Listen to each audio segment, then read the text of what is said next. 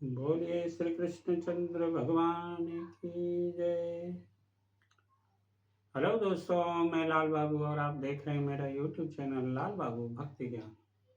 दोस्तों, आज हम पठन पाठन करेंगे श्रीमद् भागवत महापुराण प्रथम स्कंद 14वां अध्याय, जिसमें पढ़ेंगे अपशकुन देखकर महाराज युधिष्ठिर का शंका करना और अर्जुन का द्वारका से लौटना। तो आइए पढ़ते हैं अध्याय 14। जय श्री कृष्ण। सूत जी कहते हैं, स्वजनों से मिलने और पुण्य श्लोक भगवान श्री कृष्ण अब क्या करना चाहते हैं, यह जानने के लिए अर्जुन द्वारका गए। कई महीने बीत जाने पर भी अर्जुन वहां से लौट कर नहीं आए। धर्मराज युधिष्ठिर को बड़े भयंकर अपशकुन दिखने लगे। उन्होंने देखा काल की गति बड़ी विकट हो गई है। जिस समय जो ऋतु होनी चाहिए उस समय वह नहीं होती और उनकी क्रियाएं भी उल्टी ही होती है। लोग बड़े क्रोधी, लोभी और असत्य परायण हो गए हैं। अपने जीवन निर्वाह के लिए लोग पापपूर्ण व्यापार करने लगे हैं।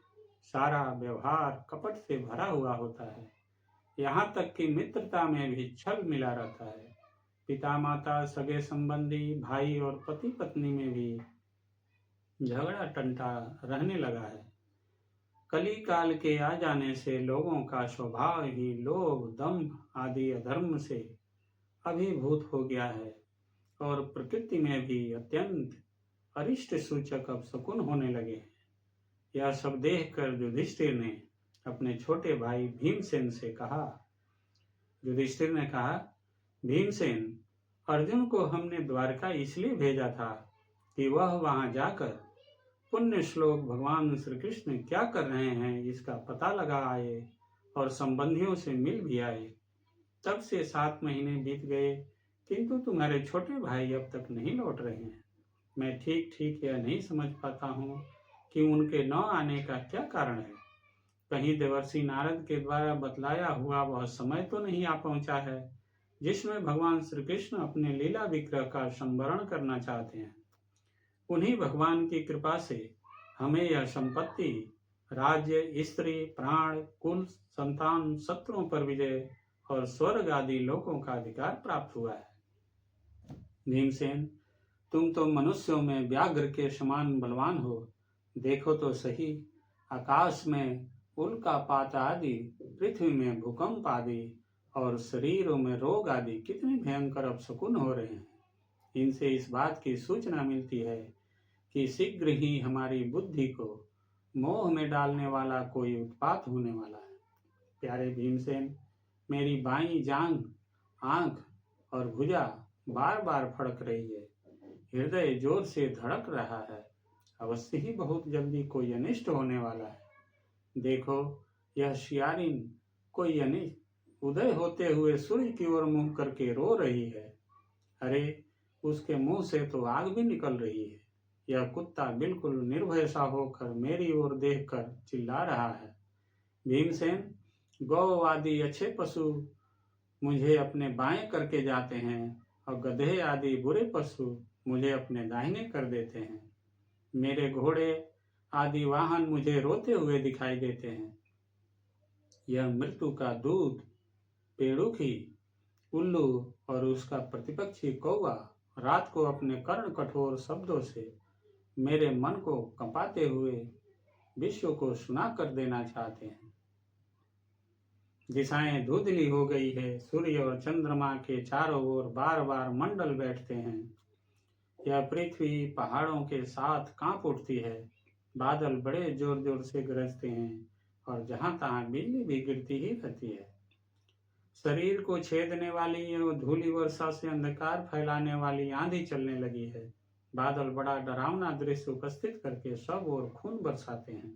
देखो, सूर्य की प्रभा मंद पड़ गई है। आकाश में ग्रह परस्पर टकराया करते हैं। भूतों की घनी भीड़ में पृथ्वी और अंतरिक्ष में आग सी लगी हुई है। नदी, नद, तालाब और लोगों के मन क्षुब्ध हो रहे हैं। घी से आग नहीं जलती, यह भयंकर काल न जाने क्या करेगा। बछड़े दूध नहीं पीते, गौएं दूहने नहीं देती, गौशाला में गौएं आंसू बहा बहा कर रो रही हैं, बैल भी उदास हो रहे हैं। देवताओं की मूर्तियां रो सी रही हैं, उनमें से पसीना चूने लगता है और वे हिलती डोलती भी हैं। भाई, ये देश, गांव, शहर, बगीचे, खाने और आश्रम स्त्रीहीन और आनंद रहित हो गए हैं। पता नहीं ये हमारे किस दुख की सूचना दे रहे हैं। इन बड़े बड़े उत्पातों को देखकर मैं तो ऐसा समझता हूँ कि निश्चय ही यह भाग्यहीना भूमि भगवान के उन चरण कमलों से, जिनका सौंदर्य तथा जिनके ध्वजा वज्र अंकुश आदि विलक्षण चिन्ह और किसी भी कहीं भी नहीं है, रहित हो गई है। सौनक जी, राजा युधिष्ठिर इन भयंकर उत्पातों को देखकर मन ही मन चिंतित हो रहे थे कि द्वारका से लौटकर अर्जुन आए।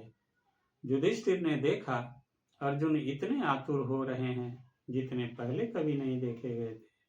मुंह लटका हुआ है, कमल सरीखे नेत्रों से आंसू बह रहे हैं और शरीर में बिल्कुल कांति नहीं है। उनको इस रूप में अपने चरणों में पड़ा देखकर युधिष्ठिर घबरा गए। देवर्षि नारद की बातें यादें करके उन्होंने सुहृदय के सामने ही अर्जुन से पूछा। युधिष्ठिर ने कहा, भाई, द्वारकापुरी में हमारे स्वजन संबंधी मधु, भोज, दरसा, आह, सत्वत, अंधक और वृषभिवंशी यादव कुशल से तो हैं। हमारे माननीय नाना सूरसेन जी प्रसन्न हैं। अपने छोटे भाई सहित मामा वसुदेव जी तो कुशल पूर्वक हैं। उनकी पत्नियां हमारी मामी देवकी आदि सातों बहनें अपने पुत्रों और बहुओं के साथ आनंद से तो हैं। जिनका पुत्र कंस बड़ा ही दुष्ट था, वे राजा उग्रसेन अपने छोटे भाई देवक के साथ जीवित तो हैं ना। हृदय उनके पुत्र कृतवर्मा, अक्रूर, जयंत, गद, सारण तथा शत्रुजीत आदि यादव वीर सकुशल है ना। यादवों के प्रभु बलराम जी तो आनंद से हैं। विष्णु वंश के सर्वश्रेष्ठ महारथी प्रद्युम्न सुख से तो हैं। युद्ध में बड़ी फुर्ती दिखलाने वाले भगवान अनिरुद्ध आनंद से हैं ना। सुसेन, चारुदेश, जामवंती नंदन साम्ज और अपने पुत्रों के सहित ऋषभ आदि भगवान श्री कृष्ण के अन्य सब पुत्र भी प्रसन्न है ना। भगवान श्री कृष्ण के सेवक ऋतुदेव, उद्धव आदि और दूसरे सुनंद नंद आदि प्रधान यदुवंशी जो भगवान श्री कृष्ण और बलराम के बाहुबल से सुरक्षित हैं, सब के सब कुशल हैं ना। हमसे अत्यंत प्रेम करने वाले वे लोग कभी हमारा कुशल मंगल भी पूछते हैं। भक्त वत्सल ब्राह्मण भक्त भगवान श्री कृष्ण अपने स्वजनों के साथ द्वारका की सुधर्मा सभा में सुखपूर्वक विराजते हैं ना। वे आदि पुरुष बलराम जी के साथ संसार के परम मंगल, परम कल्याण और उन्नति के लिए यदुवंश रूप क्षीर सागर में विराजमान हैं। उन्हीं के बाहुबल से सुरक्षित द्वारकापुरी में यदुवंशी लोग सारे संसार के द्वारा सम्मानित होकर बड़े आनंद से विष्णु भगवान के पार्षदों के समान विहार कर रहे हैं। सत्यभामा आदि 16,000 रानियां प्रधान रूप से उनके चरण कमलों की सेवा ही रत रहकर उनके द्वारा युद्ध में इंद्र आदि देवताओं को भी हराकर इंद्राणी के भोग्य योग्य तथा उन्हीं की अभीष्ट परिजात आदि वस्तुओं का उपभोग करती हैं। यदुवंशी वीर श्री कृष्ण के बाहुदंड के प्रभाव से सुरक्षित रहकर निर्भय रहते हैं और बलपूर्वक लाई हुई बड़े बड़े देवताओं के बैठने योग्य सुधर्मा सभा को अपने चरणों से आक्रांत करते हैं। भाई अर्जुन, यह भी बताओ कि तुम स्वयं तो कुशल से हो ना। मुझे तुम श्रीहीन से दिख रहे हो। वहां बहुत दिनों तक रहे, कहीं तुम्हारे सम्मान में तो किसी प्रकार की कमी नहीं हुई, किसी ने तुम्हारा अपमान तो नहीं कर दिया, कहीं किसी ने दुर्भावपूर्ण अमंगल शब्द आदि के द्वारा तुम्हारा चित्त तो नहीं दुखाया, अथवा किसी आशा से तुम्हारे पास आए हुए याचकों को उनकी मांगी हुई वस्तु अथवा अपनी ओर से कुछ देने की प्रतिज्ञा करके भी तुम नहीं दे सके। तुम सदा शरणागतों की रक्षा करते आए हो। कहीं किसी भी ब्राह्मण, बालक, गौ, बूढ़े रोगी, अबला अथवा अन्य किसी प्राणी का जो तुम्हारी शरण में आया हो, तुमने त्याग तो नहीं कर दिया। कहीं तुमने अगम्य स्त्री से समागम तो नहीं किया, अथवा गमन करने योग्य स्त्री के साथ असत्कार पूर्वक समागम तो नहीं किया।